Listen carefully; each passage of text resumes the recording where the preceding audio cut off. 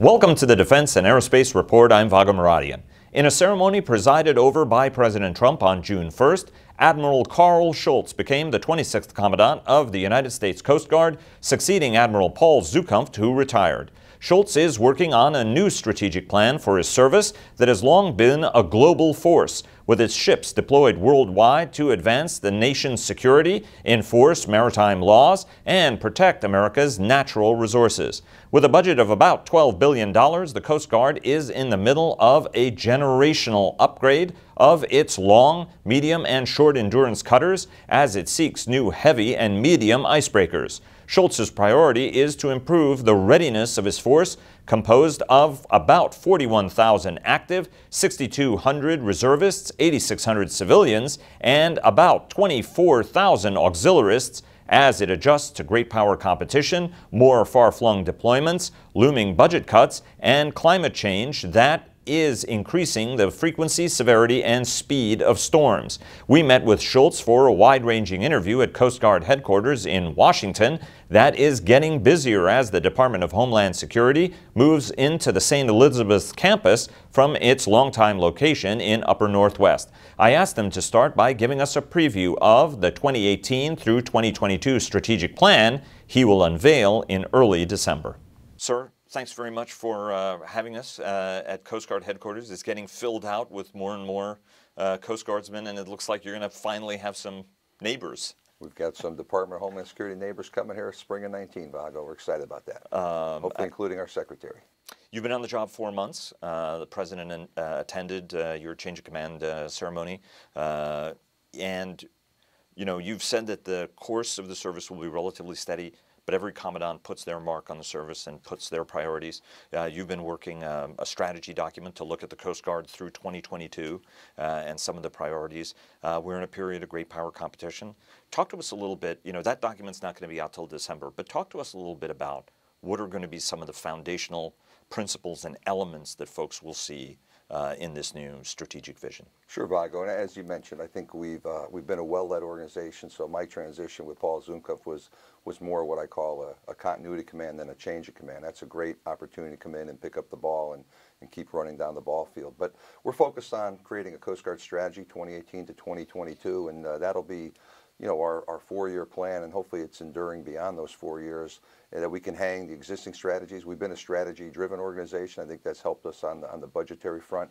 I'm looking at key, 3, and I say our senior leadership team's focused on key 3 lines of effort. My first priority, I believe, for my tenure, the next, good part of 4 years left, is still going to be readiness.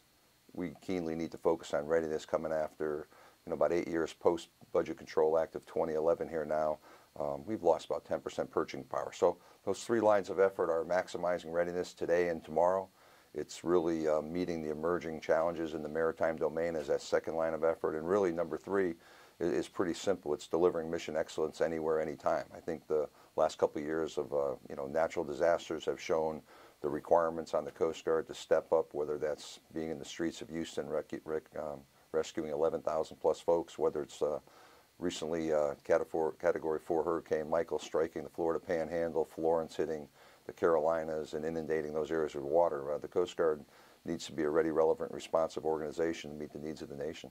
How's the maritime environment changing, and what are the capabilities the Coast Guard needs to adapt to this changed maritime environment?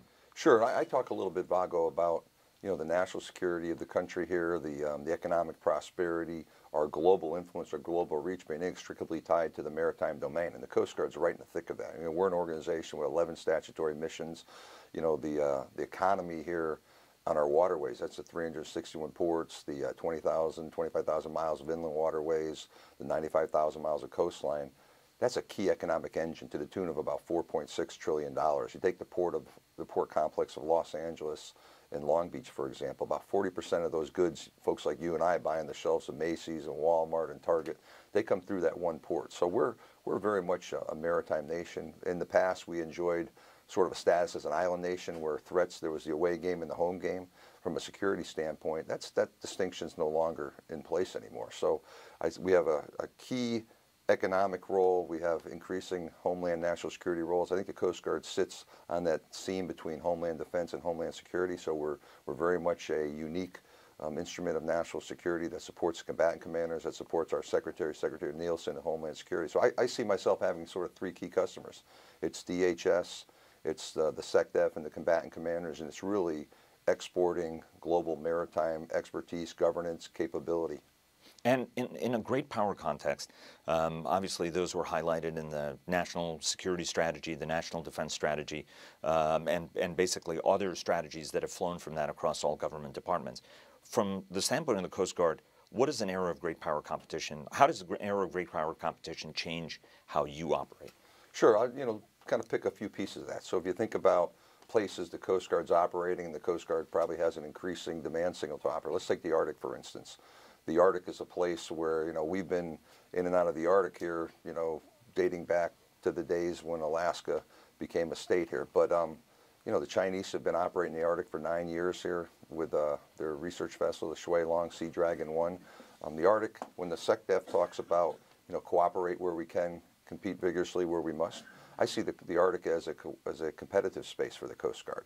We've got one 42-plus-year-old icebreaker, the Polar Star, which predominantly, almost exclusively now, makes an annual sojourn down to McMurdo Station in the Antarctic to break out the Antarctic Station, McMurdo Station, allow resupply petroleum products to get in there to enable the critical roles they do there. I don't even have the luxury of sending the Polar Star to the Arctic right now. I've got one medium icebreaker, the Healy, that operates up there, but that's predominantly doing science work. She's wrapping up a patrol right now, but she's been supporting NOAA, she's been supporting Office of Naval Research, and she's been supporting National Science Foundation. But that's not that heavy breaker, that polar security cutter we need. So in that competitive space, if you look at what Russia's doing in the Arctic, they've got somewhere approximating 48, 50 icebreakers. They're building additional nuclear class icebreakers. We have one heavy icebreaker that's 42 years old, and I've reclassified, renamed the heavy icebreakers to polar security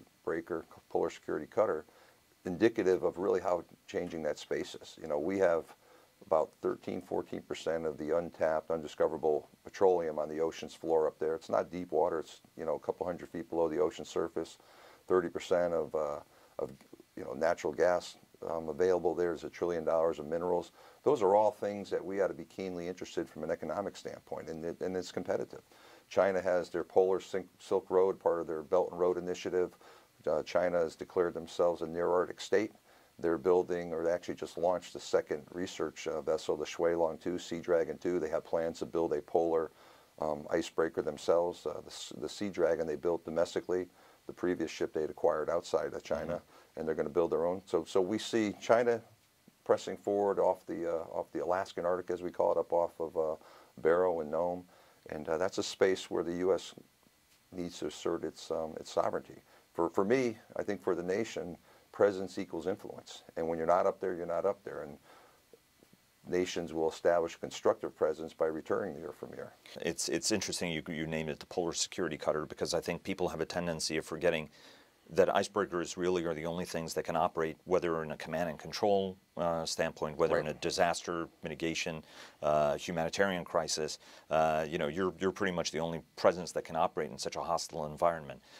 This has been a 15-year saga for the Coast Guard to get to the point where it would be 3 heavy icebreakers, 3 medium icebreakers to satisfy the nation's needs, in both poles. As you mentioned, the McMurdo mission is critical not just for the United States, but all the international community that derives its supplies through that very, very important port. What are some of the characteristics? Well, it's a two-part question. What does this environment, polar environment, look like? There was this sense, even a decade ago, that there was this rush to the Arctic because of climate change and because of polar ice caps melting. Is there a rush? What does this look like? Because we see occasional cruise ships going through, but there hasn't been that rush to the Arctic. Is it a rush? Is it a gradual move? Is there a date where we're going to start to see more presence up there? What does that situation look like? How is this space evolving, aside from just the great power competition side, but on the commercial side? So I think, Vago, that's a great question. I think it's inarguable that there's more water parts of the year than there have been previously. I'm a bit agnostic to the science, but I think clearly you can go to places in the Arctic and talk to the the indigenous folks, and they will tell you things have changed on that front. We have 11 statutory missions. One of those, a couple of those are environmental response. You know, when you have cruise ships operating up there, when you have vessels starting to make the northern sea route transits, working with our Canadian partners, we need to be aware of that. So there's an environmental piece to that. I was up there in Kotzebue this summer a couple times here. There was a couple different cruise ships each time. They call them, they re-provision there. They're not the cruise ships we think about with 4,000 or 6,000 people on board, but they have a few hundred folks on board. If one of those ships get in danger, you know, we have a statutory responsibility to be able to respond to that. So there's increasing activities levels, there's increasing accessibility, there's projecting our sovereign interests. You know, this polar security cutter we're talking about, it's got the ability to deploy globally here a little bit. It's going to have sonar capabilities for doing ocean floor mapping, so it can be a high-end vessel supporting additional research in the Arctic, and it's going to have the ability to project our sovereignty.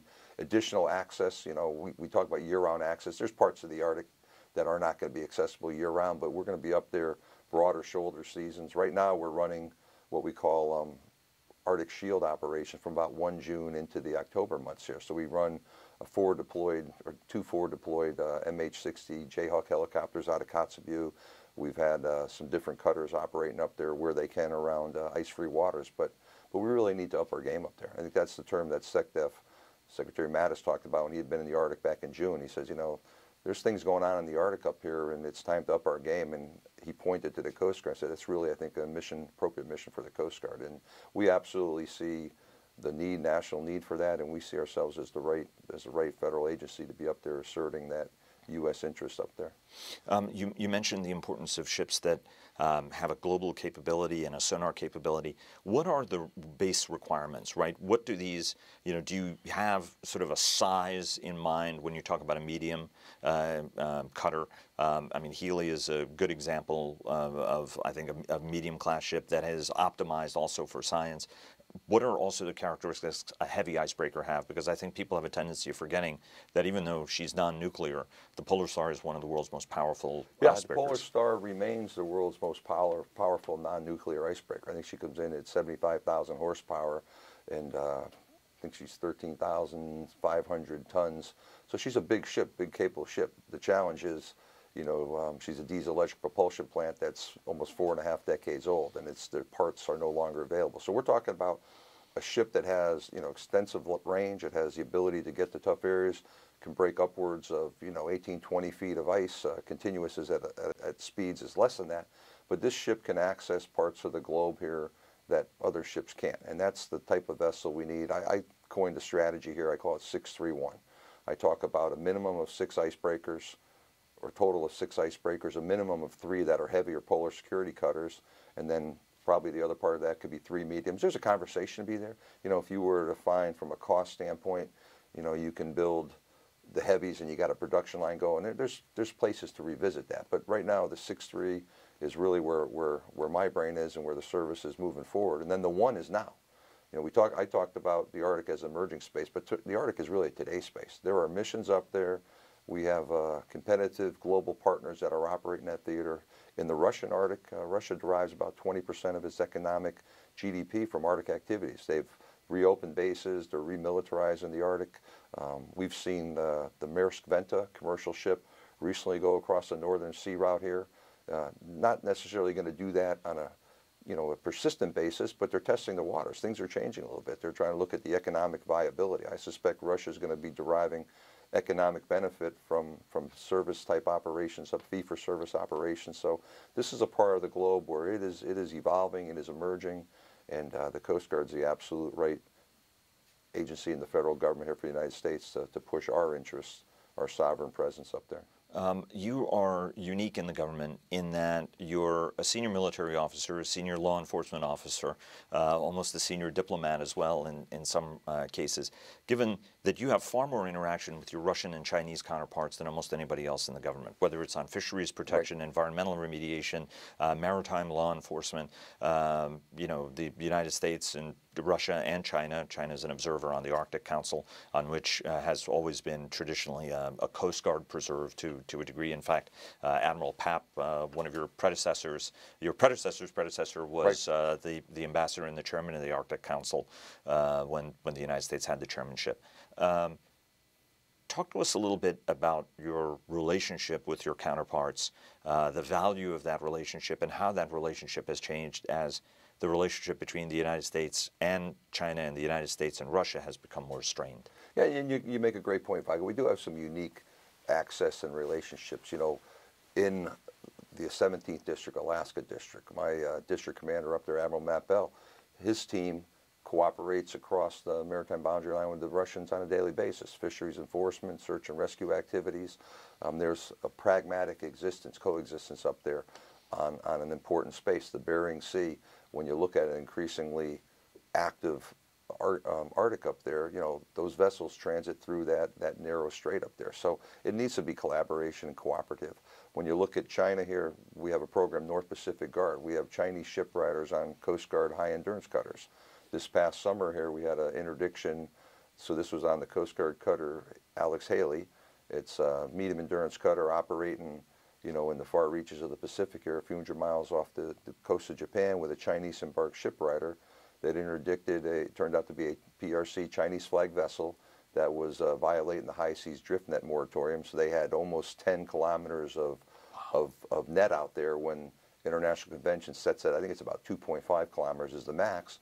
That high seas drift net just ravages all life from the ocean here a little bit. And with that shipwrighter, we approached the vessel, we approached the flag state, we boarded the vessel, we conducted an interdiction for those illegal activities, turned that over to the Chinese for prosecution. The Chinese will circle back with us and tell us the outcome of that. So there is collaboration, and I think in common spaces like the ocean, where we're all about the international rule-based order, you know, those partnerships are important. We'll be revisiting our MOA, our MOU, I forget which, memorandum of agreement with the Chinese on the shipwrighter program. You know, things have changed a lot. China, when we penned that agreement many years ago, didn't have the capacity they do today, didn't have the capability. So as we get to the table here in 2019, it'll be interesting on what that discussion looks like. So this competing powers, global powers, is a new space for us. But our ability to work with Russia, to work with China pragmatically on issues in the maritime domain, I think has been very important.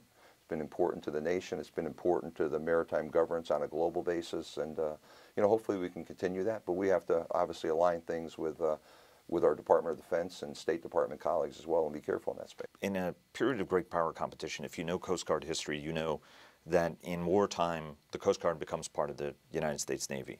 And in every war, the Coast Guard has played actually an instrumental role.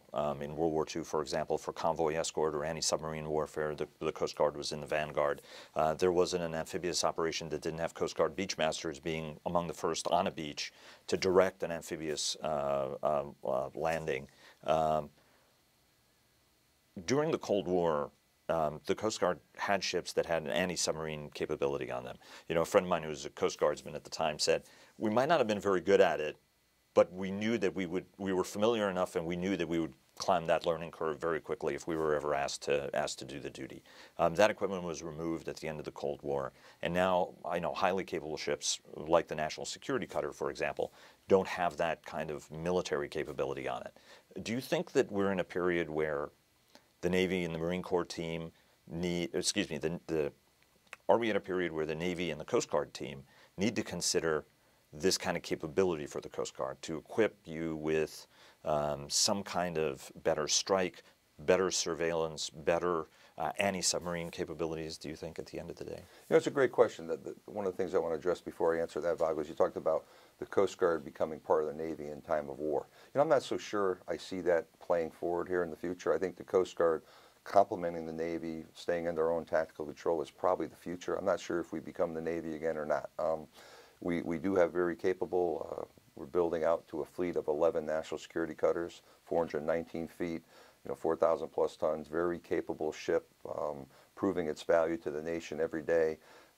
We're supporting the combatant commanders, Southcom, potentially Indo-PACOM, AFRICOM with our shipboard capabilities. We're just signed out a contract that I'm very excited about here at the end of September for, you know, 9, potentially up to 11 of hopefully what will be a fleet of 25 offshore patrol cutters.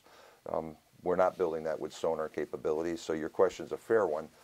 It's interesting. You know, we are fully ascribed today against the threats, whether that's the persistent threat of illicit narcotics coming out of the Indian Ridge, 85% on the Eastern Pacific corridor, 15% in the Carib. I've got anywhere from 4 to 11 ships down there on a given day. I've got 6 patrol boats supporting the NAVCENT commander, the 5th Fleet working under General Joe Votel, the CENTCOM commander on the Arabian Gulf, and that's a very dynamic space. I mentioned support to the Indo-PACOM commander. We're pretty heavily subscribed, so when you start to think about additional missions, I think there's a fair conversation there. This global powers, competing powers, sort of new national defense strategy, national security strategy, we're very early. The Navy brought back the 2nd Fleet here and standing that up, reconstituting that out of Norfolk. So I think those are some early, we're early in that discussion, early in that dialogue.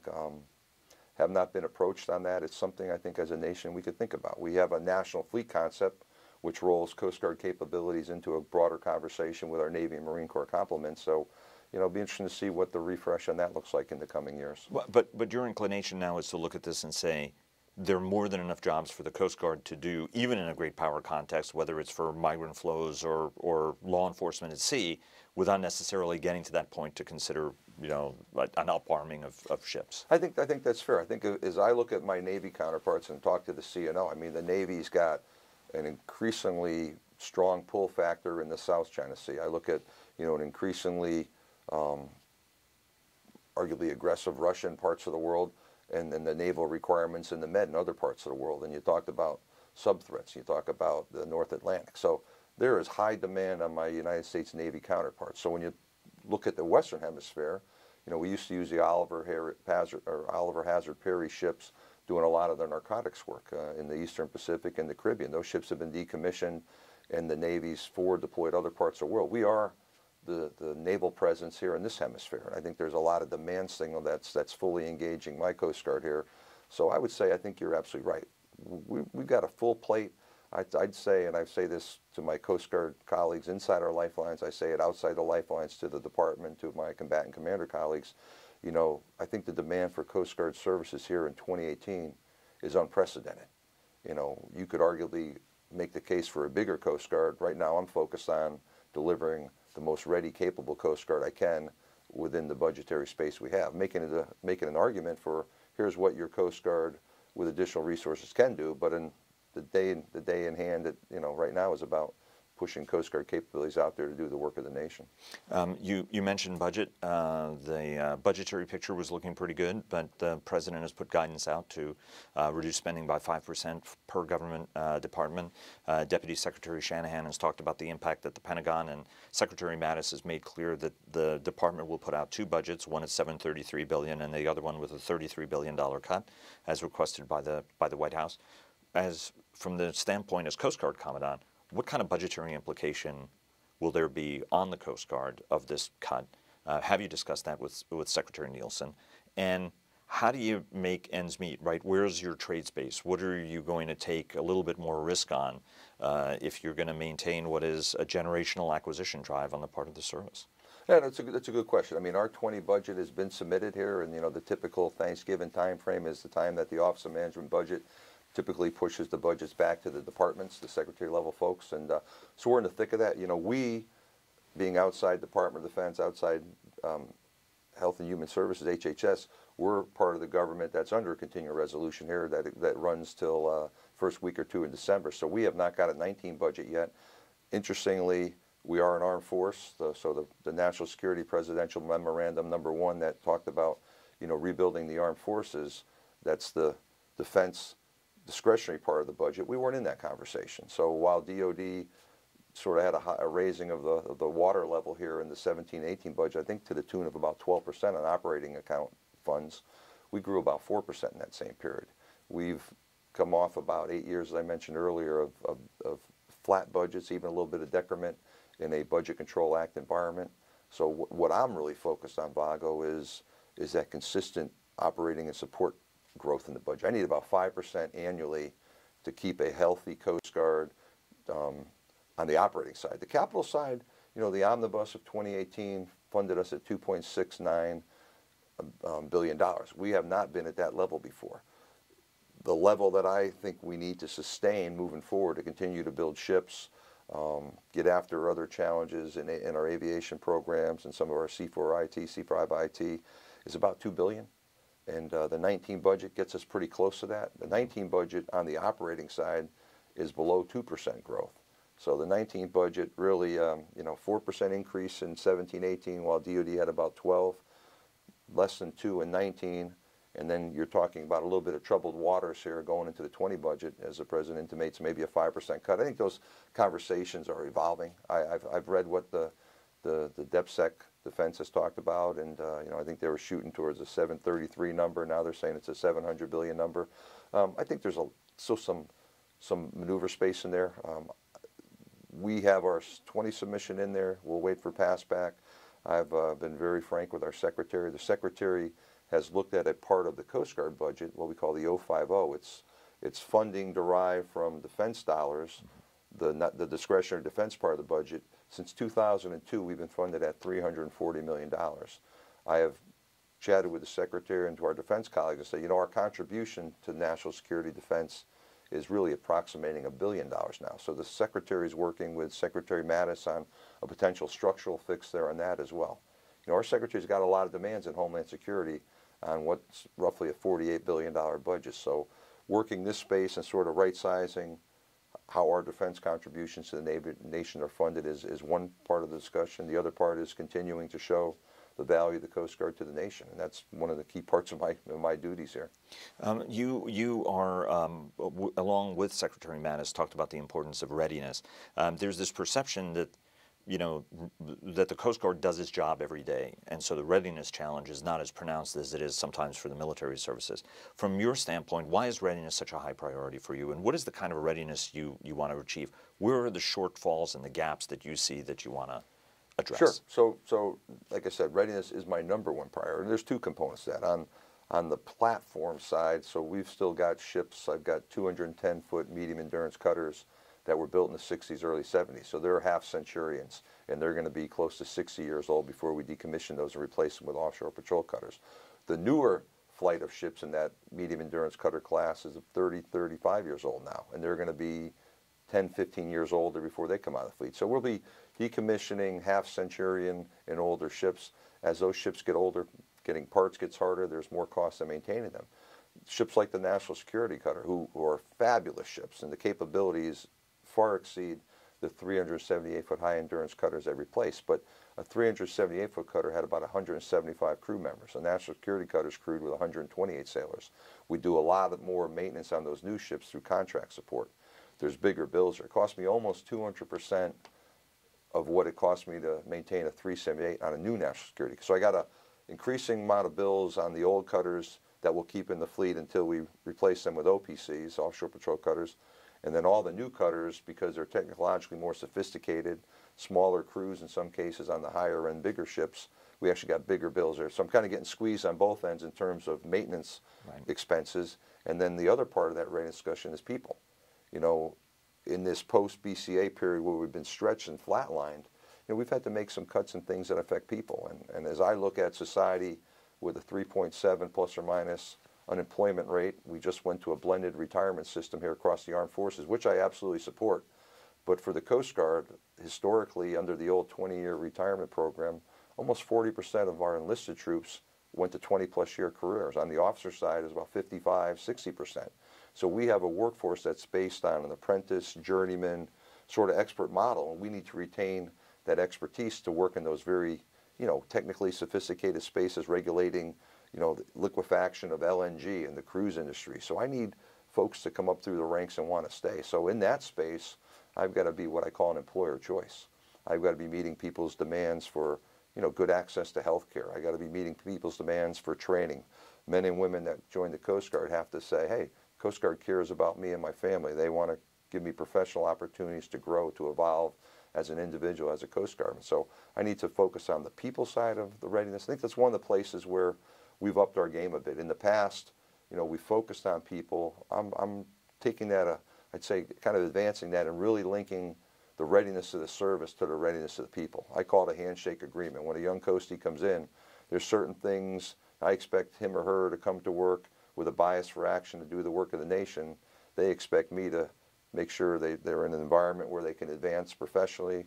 If they got family, we can meet their needs here. And And at the end of the day, if a young Coast Guard wants to leave here, maybe at the 12-year point, because they don't have to go to 20 for retirement, I want that to be a difficult choice. And if they leave, I want them to say, hey, maybe my lifestyle is such where I can't be an active duty member, but I want them to look to our reserves and say, Coast Guard brand is strong. I want to stay with that organization, just maybe on different terms than yesteryear. You mentioned personnel. You guys did finish a personnel assessment relatively recently. So you jumped one of the questions I was going to ask. But what did that assessment show in terms of shortcomings and where you have to do focus? Because as you mentioned, it's been a time of significant change, right? I mean, you've tried to increase the top line number a little bit. You've got another 800. You want to bring reserve billets to about 7,000. Yeah, I need to get reserve up to about 7,000. That's about an 800 plus up here in the next couple of years. That's keenly important for our contingency operations. But what were some of the other shortcomings that this personnel assessment showed, or challenges, or you know, to help set some of your priorities? Yeah, we've been, and my predecessor, you know, focused on what we call the force planning construct, and then we did a manpower requirement analysis for the Hill. And I think it's challenging because, you know, when you change a national security strategy, and that's to change to an evolving world, you know, you don't have anchor points there. So I would say I'm not sure we've had some definitive findings out of that. Paul, my predecessor, talked about, you know, Coast Guard that needed about 5,000 people strong. That's a number that is not, I can't refute that number. I'm trying to put a little more fidelity on that number. Right now, as we bring new assets on board, we'll be growing the Coast Guard, you know, less than 200 people in the 19 budget. The 20 budget will have some small growth there. But we're trying to get our arms around exactly what that trajectory is. I want a number with a little more fidelity, but I can't tell you that 5,000 isn't a rational number. It's, you know, there is that demand for Coast Guard services, and our people are busy. And that part of it is part of the whole readiness conversation as well, Vago.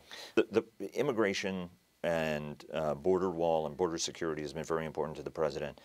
Your predecessor, in a couple of interviews and statements, made clear that as you solidify the border, there are folks who are going to start coming by sea, and in fact, you've seen that in some of the trends. What kind of pressures and challenges does that put the Coast Guard under? And do you have the right resources in the right places? And do you need more of a budget plus up in order to be able to handle that extra burden? Yeah, we are absolutely a border security agency. Just this past weekend, we interdicted 84 Haitians at sea, and they're going to be repatriated to, I think it's Port-au-Prince here in the coming day or two. We had 23 Dominicans interdicted over the weekend as well here in the Mona Pass. So we are involved in that mission.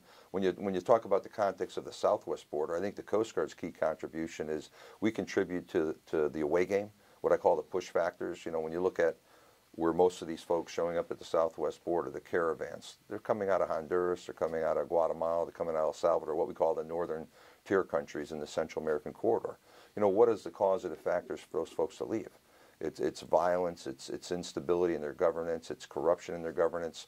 The work we do, stemming the flow of illicit narcotics that come predominantly out of Colombia and the Indian Ridge, and there's been an explosion of coca cultivation here as Colombia drove to a peace agreement back in 2015, and President Santos, the former president, had to make some, cut some deals with the FARC, the revolutionary forces of Colombia. We got to get that under control. So we're working with our Colombian counterparts. I'm working with the ONDCP nominee, Jim Carroll, and his team, and the whole of government to partner with our Colombian counterparts to stymie that cocaine flow. But that drugs flow really influences the violence. When we interdict large quantities of drugs at sea, and last year was 223 metric tons, and when you roll that up in pounds, that's almost 500,000 pounds. In the last 3 years, collectively, I think we're about 1.2 million pounds of illicit drugs destined for American streets interdicted at sea where there is no violence. So when that creates some space for the governments of Honduras, El Salvador, Guatemala to get control, to drive down violence on their territories, and maybe minimize the departure factors. There's still obviously people leaving, and there's more than just the Coast Guard part. There's a whole of government solution, but we're in that away part of the border conversation, Vago. We're getting after those push factors. That's where I think we make our real key contribution to the border discussion here when you put in the context of the southwest border. Originally 8 national security cutters were supposed to replace 12, right. 378s, 12 Hamilton class ships. There was always faith in the Coast Guard leadership that you would get a one-for-one replacement. You now have 11 of those ships under contract, which folks did not expect to see. Are we going to see a 12th ship in that class? It's an interesting question. The House markup of the 19 budget does include some monies for a 12th national security cutter. So I think that's a will of the coast, a will of the nation, the will of the Congress, where we are right now here a bit. I can tell you this, the national security cutters are hitting it out of the park in terms of their capabilities against the mission we're matching them with. So I'm not going to sit here and tell the Congress to stop those ships coming. The program record was 8. You accurately pointed out that we have 11 on budget. If a 12th comes or beyond, there is Coast Guard mission to put that capability against. What I'm focused on right now is it's getting that first, funds for that first polar security cutter, because we are chasing way behind, shooting way behind the target in terms of our requirements in the polar regions. And the offshore patrol cutter, as we recapitalize the Coast Guard surface fleet writ large, those 25 offshore patrol cutters was really the backbone of that whole recapitalization effort. We started with the national security cutters and the fast response cutters. We're building out 58 domestic fast response cutters. We got some funding from the Hill for 2 of the 6 that are overseas supporting the CENTCOM commander. So we're in a good place with shipbuilding, but if Congress says, hey, we think the Coast Guard needs a 12th or beyond, we'll work with that. But it does create some pressures on our operating budget, though. It does, right? So how much of a plus-up do you need to the operating budget?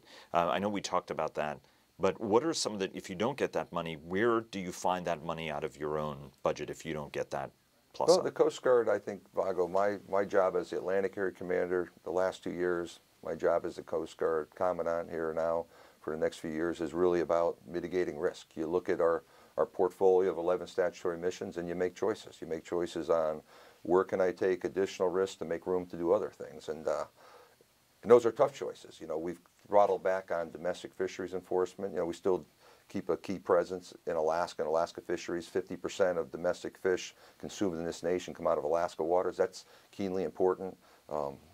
Gulf of Mexico fisheries, we've walked that back a bit. Fisheries off New England, we've forced to walk that back a bit. So they're risk-based choices, but that's what I get paid to do. Obviously, I would like to be funded commensurate to the level of service we provide, and I will make the business case for that here in front of the administration, in front of the Congress. But at the end of the day, we will put a ready, relevant Coast Guard out there getting after the work of the nation every day. You were a Black Hull Coast Guardsman. You were commanding officer of Acacia, World War II era ship. Correct. That served with enormous distinction. 60-plus years she served. I thought they were very, very cool ships, having been on a couple of them over the years. But the inland buoy fleet is antiquated, to say the least. You guys, correct. I think the queen of the fleet now is 74, and Smilex is coming up on 3/4 of a century. 3/4 of a century. Wood deck house, if I recall correctly. Talk to us about the recapitalization plan for that, because I think everybody has a tendency of focusing on the high end, the offshore assets, and not as much on these critical inland fleet that maintain buoyage, day marks, and everything else that keeps the nation's inland trade, inland highways. So we've got running. Men and women operating on a fleet of 35. A little bit of cats and dogs. 160-foot construction tenders, composite unit, 75-foot tugs pushing barges with 8-ton cranes. So it's a mix in there. 100-foot river tenders, and we need to get after that. The average age of that fleet is more than 50 years. So that fleet is old. I traveled on the Coast Guard cutter Sagamon out off the St. Louis here in the Mississippi River, and the culinary specialist on board was working in the galley. He was wearing double hearing protection and a bicycle helmet because there's so much vibration on the ship due to its age and things, and we need to do better by our folks. And that fleet of ships is absolutely essential to that $4.6 trillion maritime economy that really is a key economic engine here for our nation. So where we are in that is we're in the acquire phase. We're having conversations. The Army Corps built a tender-type vessel that they operate out of that St. Louis region that we're drawing a lot of learning on what type of vessel they did. Because there's different vessels, we've got to spend a little time thinking exactly what kind of ship we want. Our budget ask in 18, if I recall correctly, was about 1-point-something million. Congress poured another $25 million into that cup here and says, hey, we're interested in accelerating that acquisition. So there's some pressure from the Hill to get after that, what we call the Waterways Commerce Cutter, WCC, get after that acquisition as soon as possible. So we are putting our foot on the gas. We've put 2 requests for information out to industry here to inform that, and a year or year and a half down the road here, we hope we'll have a design, and we're going to get after that. So absolutely key to the prosperity of the nation, and I owe it to the men and women of the Coast Guard to put some newer capability out there that they're operating and doing these important missions from, so they can work safely, effectively, and efficiently. We're approaching the end of hurricane season. You were Atlantic Area Commander at a time of an extraordinarily busy year. Hurricanes Harvey, Irma, Maria, Nate, you were in the seat for those. There were warnings, there were preparations made, and just on Puerto Rico alone, unfortunately, 3,000 lives were lost.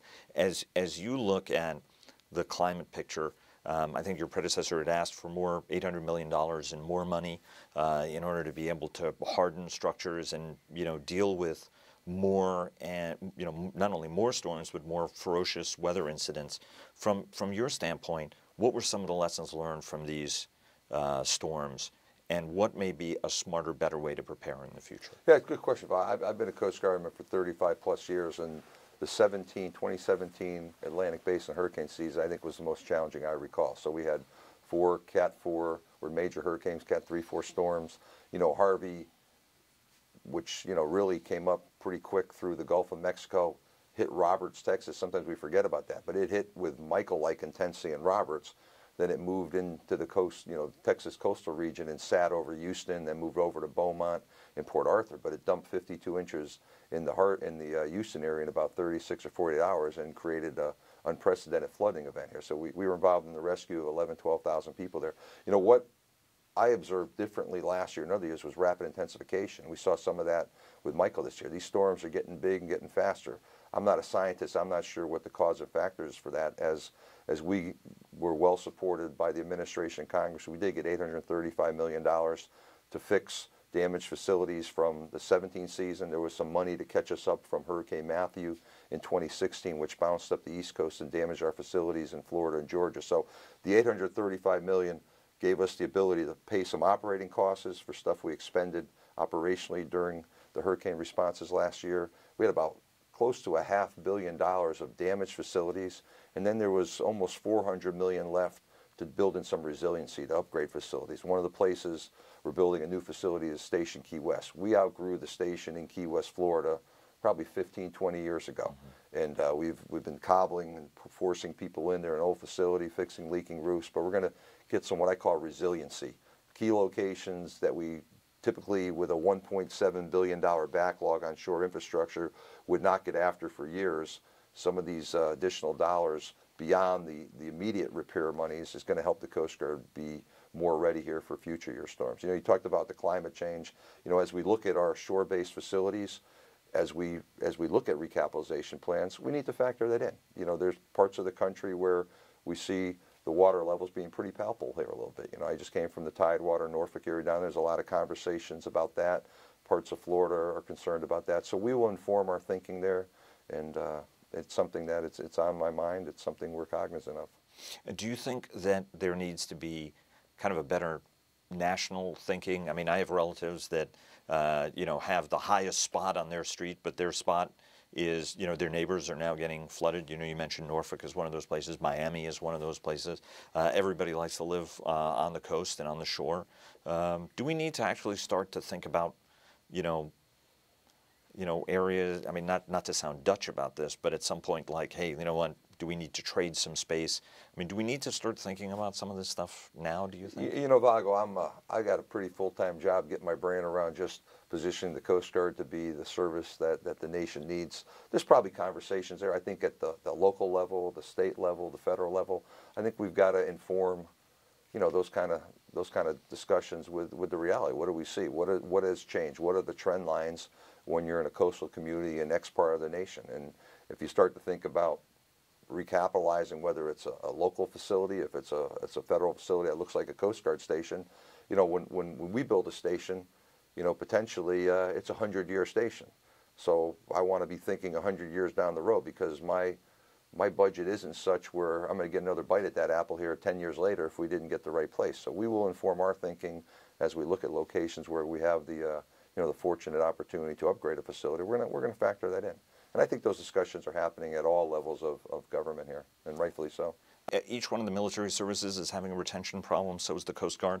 How are you addressing it? Because some of your aviators are uniquely skilled at doing a very, very difficult mission, which is rescuing people. Our men and women that fly in Coast Guard aviation are fantastic, and we send them out in various, extremely dangerous conditions. I talked about Harvey. You know, no one gets trained to fly in an urban environment in 300-foot visibility and downpouring rain that's so intense it's leaking into the cockpit and shorting out the electronics. We actually had to put 100-mile-an-hour tape on all the glass cockpits on the 65s because the rain was so intense. We don't train for that. We train our men and women to fly out over open water. So they stepped up. They did a remarkable job. We had one basket hit an electrical wire, caused a little bit of damage to the helicopter, but remarkable how skilled our pilots are, and that was just one example. They demonstrate that all over, flying in arduous regions in Alaska in horrific weather, shipboard operations, our fixed-wing folks. So there's a demand for about 20,000 pilots in the next 10 years here domestically, and there's a global demand.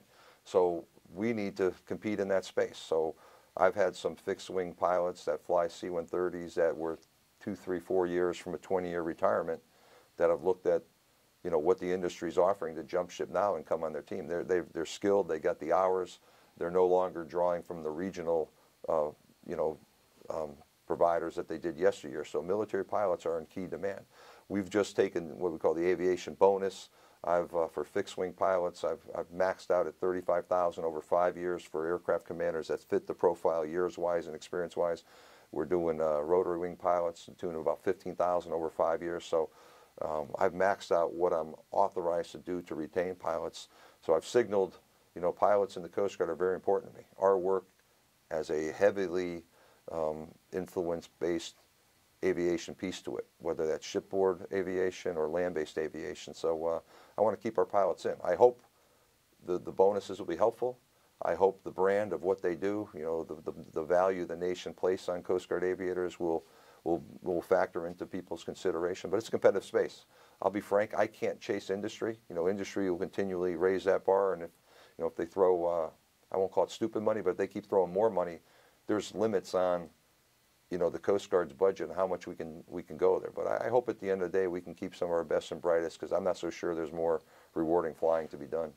The Coast Guard was one of the innovative thinkers about what unmanned systems would look like for some of these jobs with a better command and control network. Do you think that the shortage of pilots is actually going to drive you into this unmanned future faster than you had anticipated? No, the shortage of pilots is forcing us. We haven't had a Coast Guard Reserve aviation program. You know, we're starting to have some conversations about that.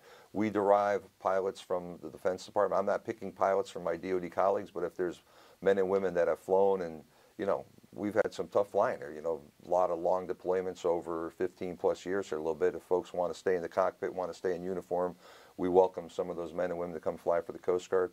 But at the end of the day, unmanned aerial systems, we're trying to field a small unmanned aerial system capability in national security cutters to the tune of about 2 a year.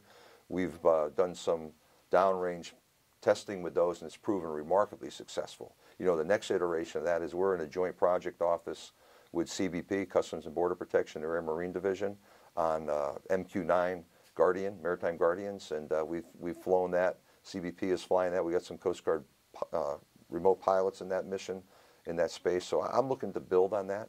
You know, my predecessor had leaned in on that, and then, you know, there's always puts and takes in the budgets. We got stymied a little bit here with some rescissions and stuff, but that's a space that remains attractive to me. And I think doing that in a joint program office with CBP, there's a lot of learning that CBP's already done. When I was the 11th Coast Guard District Commander, we flew the Maritime Guardian from, well, the CBP flew it from Port Huachuca to fly off the Southwest California border there with great effect for me. So there's tremendous capability there. We got some learning to do. There's a budget aspect that goes with that, but I think you're going to see us leaning more on unmanned flight. But I need men and women in the cockpit as well here, Vago. So it's a sort of an additive conversation, not in lieu of conversation for the Coast Guard right now. Admiral Karl Schultz, the 26th Commandant of the United States Coast Guard, sir. It was an absolute pleasure. Thank you much. Thank you so much for being so generous with your time. Hey, Vago, thank you for your interest in what the United States Coast Guard does here to support America every day. Semper I think Paratus. we got a good story. Thank you, sir.